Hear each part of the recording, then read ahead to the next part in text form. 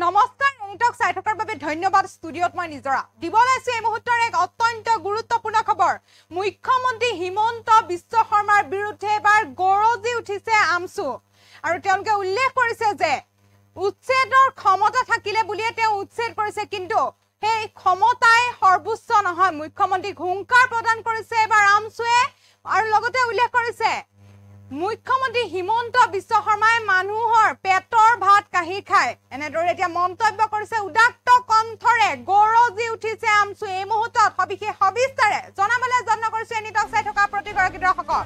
জনাবলৈ যত্ন কৰি আছো এই মুহূৰ্তৰ এক অত্যন্ত গুৰুত্বপূৰ্ণ খবৰ মুখ্যমন্ত্ৰী হিমন্ত বিশ্ব শৰ্মাৰ বিৰুদ্ধে গৰজি উঠিছে আমসু মুখ্যমন্ত্ৰীক উচ্ছেদ কৰিবলৈ ক্ষমতা পাইছে কিন্তু মুখ্যমন্ত্ৰীয়ে মনত ৰখা উচিত ক্ষমতা সৰ্বোচ্চ নহয় গণতান্ত্ৰিক দেশত 5 বছৰৰ বাবে মুখ্যমন্ত্ৰী নিৰ্বাচন কৰে মুখ্যমন্ত্ৰীয়ে যদি ভাবিছে 60 বছৰ ৰাজত্ব কৰিব তেন্তে মুখ্যমন্ত্ৰীয়ে মূৰ্খৰ ৰাজ্যত বসবাস কৰি আছে আমসু কোন বুলি সুধাৰ অধিকাৰ নাই মুখ্যমন্ত্ৰী ডক্টৰ হিমন্ত বিশ্ব শৰ্মাৰ মুখ্যমন্ত্ৰীয়ে অকল ভয় কৰে আমসুক বুলি উল্লেখ কৰিছে এতিয়া মুখ্যমন্ত্ৰী অকল আমসুকহে ভয় কৰে আমিহে সুধিম এতিয়া মুখ্যমন্ত্ৰী কোন আমি প্ৰশ্ন কৰিম মুখ্যমন্ত্ৰী কোন বুলি উল্লেখ কৰিছে আমসুৱে পেটৰ ভাত কহা মানুহ এজন হৈছে মুখ্যমন্ত্ৰী ডক্টৰ হিমন্ত বিশ্ব শৰ্মা মুখ্যমন্ত্ৰী হিমন্ত বিশ্ব শৰ্মাৰ বিৰুদ্ধে এতিয়া উদাত্ত কণ্ঠৰে গৰজি উঠিছে আমসু এই মুহূৰ্তত এনিটক চাই থকা প্ৰতিগৰাকী দৰ্শকক জনাই আছো এক অত্যন্ত গুৰুত্বপূৰ্ণ খবৰ মুখ্যমন্ত্ৰী হিমন্ত বিশ্ব শৰ্মাৰ বিৰুদ্ধে গৰজি উঠিছে আমসু মুখ্যমন্ত্ৰী উচ্ছেদ কৰিবলৈ ক্ষমতা পাইছে কিন্তু মুখ্যমন্ত্ৰীয়ে মনত ৰখা উচিত ক্ষমতা সৰ্বোচ্চ নহয় গণতান্ত্ৰিক দেশত 5 বছৰৰ বাবে মুখ্যমন্ত্ৰী নিৰ্বাচন কৰা হৈছে মুখ্যমন্ত্ৰীয়ে যদি ভাবিছে 60 বছৰ ৰাজত্ব কৰিব তেন্তে মুখ্যমন্ত্ৰীয়ে মূৰ্খৰ ৰাজ্যত বসবাস কৰি আছে এনেদৰে এতিয়া আমসুৱে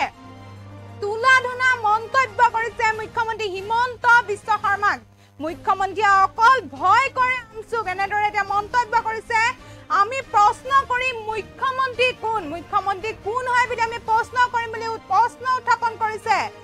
পেটৰ ভাত কহা এজন মানুহ হৈছে মুখ্যমন্ত্ৰী ডক্টৰ হিমন্ত বিশ্ব শৰ্মা মুখ্যমন্ত্ৰী এতিয়া হিমন্ত বিশ্ব শৰ্মাৰ বিৰুদ্ধে উদাত্ত কণ্ঠৰে গৰজি উঠিছে আমসু মুখ্যমন্ত্ৰী উচ্ছেদ কৰিবলৈ ক্ষমতা পাইছে কিন্তু মুখ্যমন্ত্ৰীয়ে মনত ৰখা উচিত ক্ষমতাৰ সৰ্বোচ্চ নহয় গণতান্ত্ৰিক দেশত 5 বছৰৰ বাবে মুখ্যমন্ত্ৰী নিৰ্বাচন কৰা হয় আৰু তাৰ পিছতে মুখ্যমন্ত্ৰীয়ে যদি এতিয়া ভাবিছে 60 বছৰ ৰাজত্ব কৰিব তেন্তে হলে মুখ্যমন্ত্ৰীয়ে মূৰ্খৰ ৰাজ্যত বসবাস কৰি আছে আমসু কোন বুলি সুধাৰ অধিকাৰ মুখ্যমন্ত্ৰীৰ নাই বুলি উল্লেখ কৰিছে এতিয়া আমসুৱে মুখ্যমন্ত্ৰীয়ে অকল ভয় কৰে আমসুক মুখ্যমন্ত্ৰীয়ে ভয় কৰে আমিহে প্ৰশ্ন সুধিম মুখ্যমন্ত্ৰী কোন পেটৰ ভাত কাহি খোৱা এজন মানুহ হৈছে মুখ্যমন্ত্ৰী হিমন্ত বিশ্ব শৰ্মা মুখ্যমন্ত্ৰীক এটা তুলাধুনা মন্তব্য কৰিছে আমসুৱে হিমন্ত বিশ্ব শৰ্মাক এটা উদাত্ত কণ্ঠৰে গৰজি উঠিছে আমসু মুখ্যমন্ত্ৰী হিমন্ত বিশ্ব শৰ্মাৰ বিৰুদ্ধে এতিয়া তুলাধুনা মন্তব্য কৰিছে আমসুৱে মুখ্যমন্ত্ৰীক উচ্ছেদ কৰিবলৈ ক্ষমতা পাইছে কিন্তু ক্ষমতা পাইছে বুলিয়ে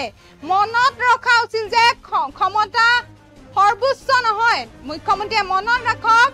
ক্ষমতা সৰ্বোচ্চ নহয় গণতান্ত্ৰিক দেশত 5 বছৰৰ বাবে মুখ্যমন্ত্ৰী নিৰ্বাচন কৰা হয় আৰু তাৰ বাবে ক্ষমতা পাইছে মুখ্যমন্ত্ৰী ডক্টৰ হিমন্ত বিশ্ব শৰ্মাই মুখ্যমন্ত্ৰীয়ে যদি ভাবিছে 60 বছৰ ৰাজত্ব কৰিব তেন্তে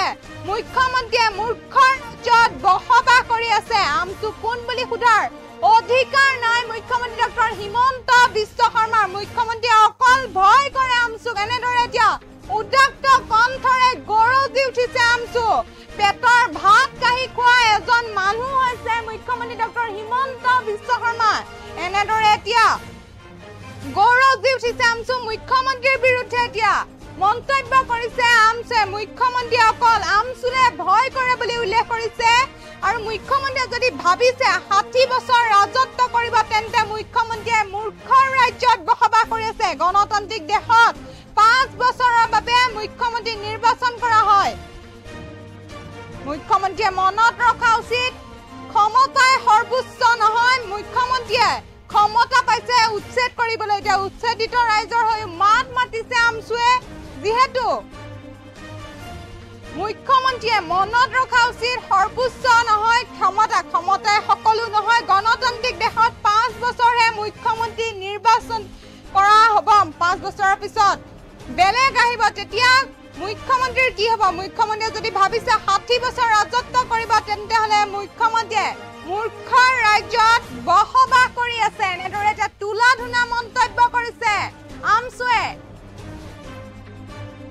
আমাৰ হাতত মন্তব্য আছে আমি আমছুৰ মন্তব্য শুনাব বিচাৰিছো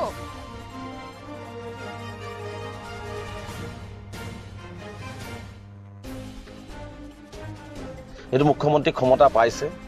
আৰু মুখ্যমন্ত্ৰী এটা কথা মনত ৰখা উচিত ক্ষমতাই সৰ্বোচ্চ নহয় গণতান্ত্ৰিক দেশ এখনত মানুহে 5 বছৰৰ কাৰণে মুখ্যমন্ত্ৰী নিৰ্বাচন কৰে গতিকে মুখ্যমন্ত্ৰী যদি ভাবিছে যে তেওঁৰ এটা চাকৰি কাল 60 বছৰ তেওঁ ইয়াত ৰাজত্ব কৰিব 60 বছৰৰ পাছত ৰিটায়াৰ্ড হ'ব তেনে মই ভাবো যে মুখ্যমন্ত্ৰীয়ে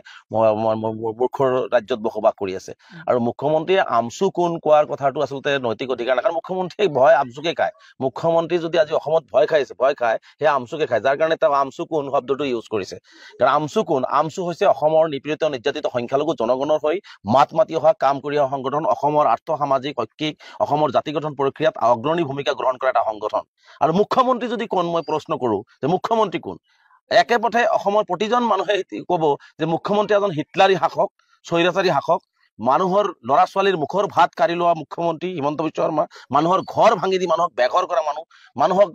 ৰাতাৰাতি ৰাস্তাত পেলাই দিয়া হৈছে ব্যক্তিজন হৈছে মুখ্যমন্ত্ৰী হিমন্ত বিশ্ব শৰ্মা ডাঙৰীয়া গতিকে আমি আমছু কোন কলে বুজি পাব যে এইটো সামাজিক সংগঠন সামাজিকভাৱে দায়বদ্ধ আৰু সমাজৰ কাৰণে কাম কৰে কিন্তু মুখ্যমন্ত্ৰী কোন বুলি প্ৰশ্ন কৰাৰ লগে লগেই কিন্তু ইয়াত প্ৰশ্ন আহিব যে এইজন মুখ্যমন্ত্ৰী হিটলাৰী স্বেচ্ছাচাৰী শাসক আৰু এনেকুৱা ধৰণে নিৰহী ভাৰতীয় নাগৰিকক ৰাতাৰাতি ঘৰবাৰ বলডোজাৰ দি ক্ষমতাৰ বল দেখুৱাই শক্তি দেখুৱাই ল'ৰা ছোৱালীক বেঘৰ কৰা স্কুলৰ শিক্ষাৰ পৰা বঞ্চিত কৰা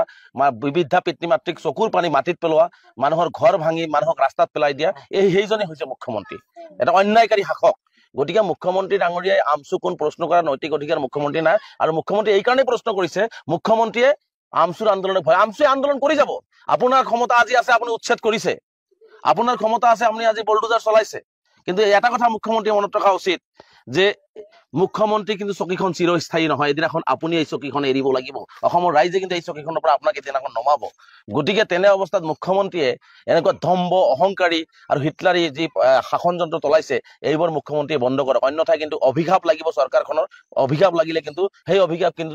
এই চৰকাৰখন দগ্ধ হ'ব আৰু চৰকাৰখন নিমিষতে শেষ হৈ যাব গতিকে মই আহ্বান জনাইছো মুখ্যমন্ত্ৰী ডাঙৰীয়াক মানুহৰ দৃষ্টিৰে চাওক মানুহক মানৱতাৰ দৃষ্টিৰে চাওক আপোনাক মাটি লাগে কোনেও কোৱা নাই যে আপোনাৰ মাটি আপুনি ল'ব নালাগে মাটি লাগে সেই ঠাইত বসবাস কৰা থকা ভাৰতীয় নাগৰিকখিনিক সংস্থাপন দিয়াৰ ব্যৱস্থা কৰি সেই মানুহখিনিক মানে সকলো ধৰণৰ বাসস্থানৰ ব্যৱস্থা কৰি আপুনি উচ্ছেদ কৰক তাত আপোনাৰ ক'বলগীয়া কোনেও প্ৰশ্ন নকৰে কিন্তু আপুনি যদি এনেকুৱা ধৰণে হিটলাৰী শাসন চলাই আপুনি যদি এনেকুৱা ধৰণৰ অন্যায় কৰি যদি আপোনাক ৰাতাৰাতি বেঘৰ কৰে আপুনি যিমানেই বলডোজাৰ নচলাওক কিয় আমাৰ আন্দোলন আৰু অধিক তীব্ৰতৰ হ'ব আৰু তীব্ৰতৰ ভাৱে আমি কৰি যাম আমি কোনো ধৰণৰ ভয় কেৰেবক আমি কোনোদিন আমছু কৰা নাই আৰু ভৱিষ্যতলৈ নকৰো আমি আমাৰ গণতান্ত্ৰিক অধিকাৰ এইখন মাটি এইখন ভূমি আমাৰ এই ভূমিত আমাৰ সকলো ধৰণৰ অধিকাৰ হিমন্ত বিশ্ব শৰ্মা ডাঙৰীয়াৰ যিমান অধিকাৰ আছে এটা আলী আহমেদ ঠেলাৱালা ৰিক্সাৱালাৰো সমানে অধিকাৰ আছে এইখিনি কথা মুখ্যমন্ত্ৰীয়ে জনা উচিত সেইখিনি অধিকাৰ আমাৰ ভাৰতবৰ্ষৰ সংবিধানে দিছে আচলতে মুখ্যমন্ত্ৰী ডাঙৰীয়া আইনৰ ছাত্ৰ হৈ সংবিধান নাজানি মুখ্যমন্ত্ৰী এনেকুৱা ধৰণৰ প্ৰশ্নবিলাক কৰি আছে আচলতে আমি বুজি পাইছো যে মুখ্যমন্ত্ৰী হয়তো ক'ৰবাত ভয় আৰু শংকা হৈছে যে গাদীটো থাকিব নাই 26ত চৰকাৰ আহিব নাই এই শংকাবোৰৰ কাৰণেই আচলতে তেওঁ সব টাৰ্গেট কৰি লৈছে ধৰ্মীয় সংখ্যালঘুসকলক